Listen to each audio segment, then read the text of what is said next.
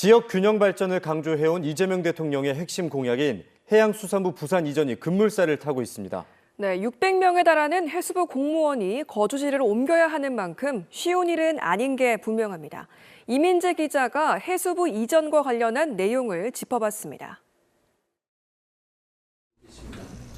새 정부 출범과 함께 본격적인 해수부 부산 이전 준비 절차가 시작될 전망입니다. 이재명 대통령이 첫 국무회의에서 빠른 준비를 지시했기 때문입니다. 국토교통부 현안 청취 과정에서 해수부 부산 이전에 빠른 준비를 지시했습니다. 해수부는 규정과 절차 검토, 예산 확보 등을 전담할 추진단을 구성할 계획입니다. 이전을 위한 법적 걸림돌은 없을 것으로 보입니다.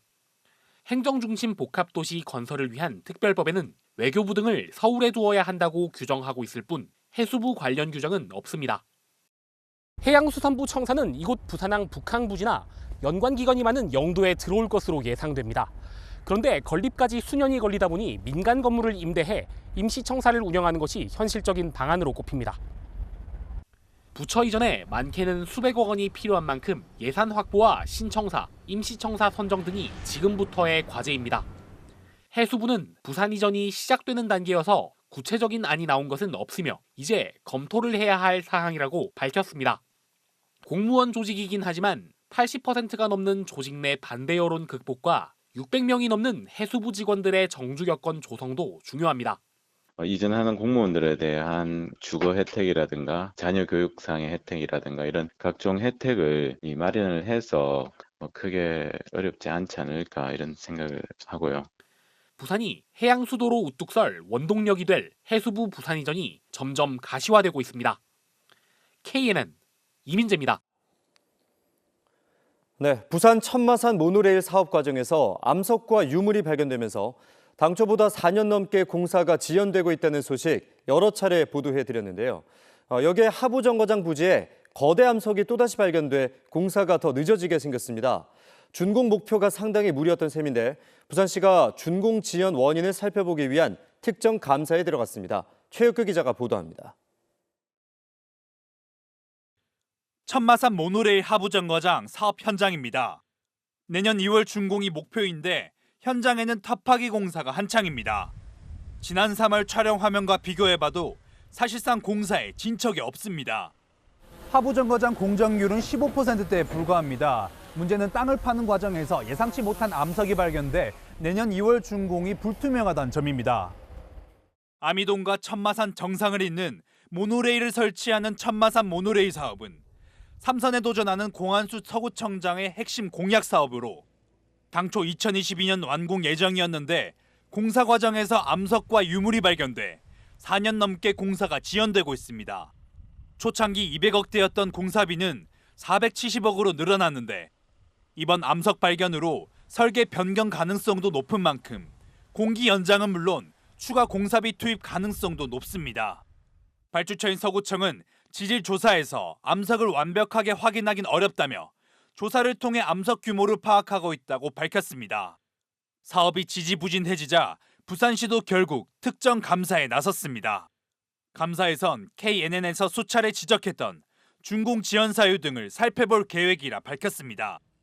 만약에 바로 지연이 됐는지 아니면 해당 이유 없이 업무를 제대로 이행 안 해가지고 지연됐는지 공사를 불시 운영했는지 그런 진단입니다.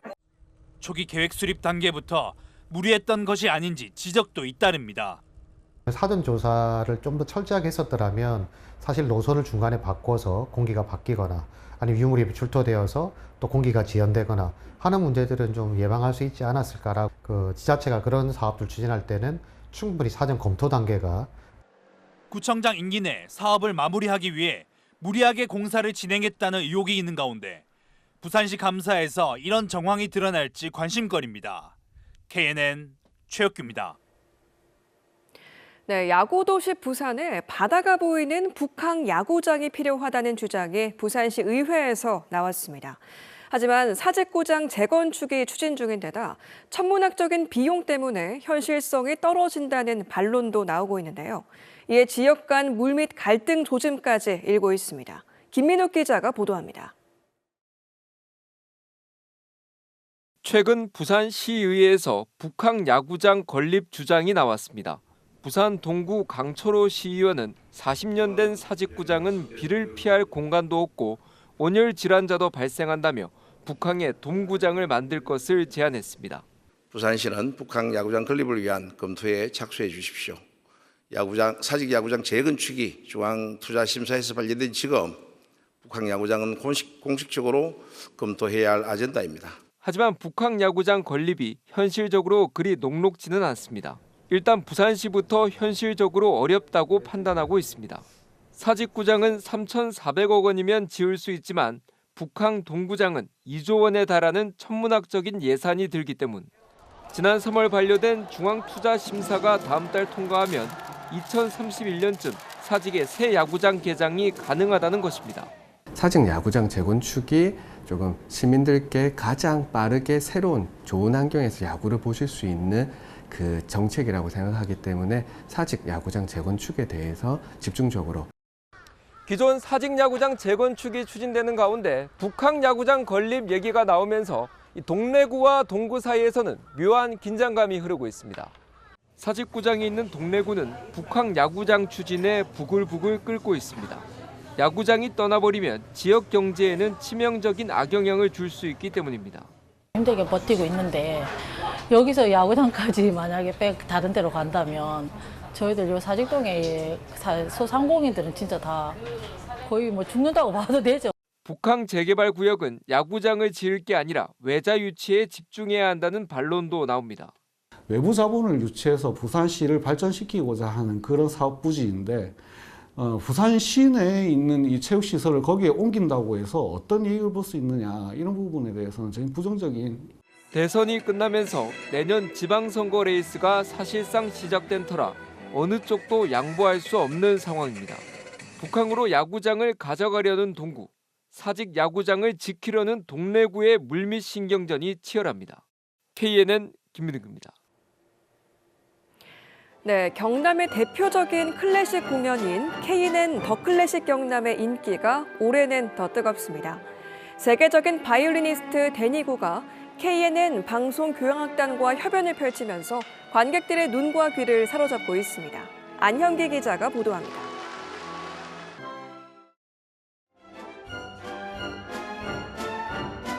왈츠의 왕이라 불리는 요한 스트라우스 2세의 걸작 봄의 소리 왈츠가 공연의 시작을 알립니다. 폭넓은 음악 스펙트럼으로 인기몰이를 하고 있는 데니구의 바이올린 선율이 KNN 방송교향악단과 어우러집니다. 세계적인 바이올리니스트와 함께 엄청난 레퍼토리는 클래식에 목말랐던 객석을 박수와 환호로 사로잡습니다. 뭔가 좀 스페셜하게 하고 싶었어요. 클래식 아이돌인 데니구와 협연을 준비했고요. 또 해외에서 스페인에서 소프라노와 테너를 초청을 해서 함께 연주하는 그런 프로그램으로 이어 푸치니의 오페라 라보엔부터 구노의 로미오와 줄리엣까지 음악사에 아로 새겨진 오페라들이 세계적인 성악가들의 아름다운 화음을 타고 공연장을 가득 메웁니다. 2011년 시작된 KNN의 더 클래식 경남은 올해 한층 더 풍성해진 프로그램으로 관객들의 가슴을 적셨습니다. 지역에서 보기 드문 공연을 너무 좋았고요. 또 이런 공연이 있었으면 좋겠고요. 오길 너무 잘한 것 같습니다. 클래식을 통해 경남의 문화적 토양을 다지면서 지역민과 함께 호흡하고 공감할 수 있는 무대로 재탄생했습니다. 클래식에 대한 시민들의 열정을 확인할 수 있었고요. 앞으로도 우리 시민들에게 다양한 장르의 문화예술을 편하게 접할 수 있도록 지속적으로 또 프로그램을 기획하고 이달 4일 진주에서 그 막을 올린 2025 더 클래식 경남은 양산과 김해를 거쳐 오는 11일 창원 성산 아트홀까지 감미로운 클래식의 선율을 이어갈 예정입니다. KNN 안영기입니다. 다음 소식입니다. 제70회 현충일을 맞아 부산과 경남 곳곳에서 추념식이 거행됐습니다. 추념식은 오전 10시 정각, 사이렌 소리와 함께 추모 묵념으로 시작해 현충의 노래를 제창하는 것으로 진행됐습니다. 박형준 부산시장과 박완수 경남도지사는 각각 부산중앙공원 충운탑과 창원 충운탑을 찾아 순국 선열과 호국 영령의 숭고한 희생 정신을 기렸습니다. 최근 노쇼 사기가 기승을 부리고 있다는 KNN 보도와 관련해 추가 피해가 잇따르고 있어 각별한 주의가 필요합니다. 관내에서 7건의 노쇼 사기 피해가 발생해 긴급 안내 문자를 발송했던 부산 수영구에서 1,000만 원 상당의 피해가 발생한 사실이 추가로 확인됐습니다. 피해자들은 식당 예약을 조건으로 고급 와인을 준비해달라며 거래업체에 입금을 요청하는 수법으로 피해를 입은 것으로 확인됐습니다. 부산시설공단이 부산추모공원 봉안담 증축 공사 1단계를 완료해 이달부터 봉안 업무를 정상 운영합니다. 봉안당 1개층을 수직으로 증축한 이번 사업으로 총 15,921개의 봉안 공간이 추가로 확보됐습니다. 단계적으로 추진되는 봉안당 증축 2단계 사업까지 전체 공사가 완료되면 부산 추모공원의 봉안 가능 기수는 31,842기로 확대될 예정입니다.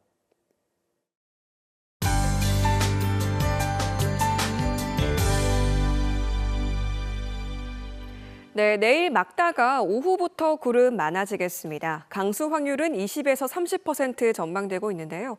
거창과 창녕의 일교차 17도까지 벌어지는 만큼 아침, 저녁에는 가벼운 외투 챙기셔야겠습니다. 내일 오전 하늘 표정은 맑겠는데요. 다만 오후부터 대부분 지역에 구름 많아지겠고 통영과 거제, 남해는 흐려져서 체감 온도를 끌어내리겠습니다. 대부분 지역 아침 기온은 어제보다 1도 정도 낮게 출발을 하겠습니다. 부산과 창원, 통영은 17도에서 18도 선이지만 함안과 진주 등은 14도로 다소 쌀쌀하겠습니다. 내일 한낮 기온 오늘과 비슷하겠지만 지역별로 편차가 있겠습니다. 밀양과 창녕은 31도까지 오르는 만큼 초여름 더위에 대비를 하셔야겠고요. 통영은 24도로 큰 더위는 없겠습니다. 모레는 구름 많다가 오후부터 맑아지겠는데요. 한낮 기온은 2도 정도 떨어지겠습니다. 글핀 9일에는 가끔 구름 많겠고요. 주 중반에 다시 비 소식이 있겠습니다.